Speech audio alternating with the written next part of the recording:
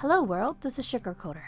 In this video, I'm going to show you how easy it is to make your own DIY placebo pill containers using Tic Tac containers, as well as 3 other ways that you can use Tic Tac containers. So the first way is just to replace your Tic Tacs with sprinkles, Japanese confectionery candies, and separating your Tic Tac colors.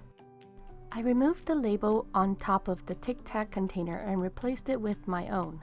You can basically label these containers any way you want. For example, red pills is from the Matrix, and unicorn poo is unicorn poo.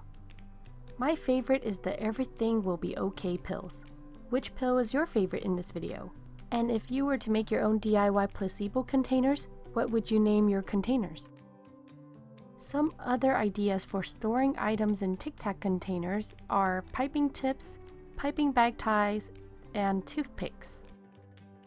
So what other ideas can you think of for using Tic Tac containers?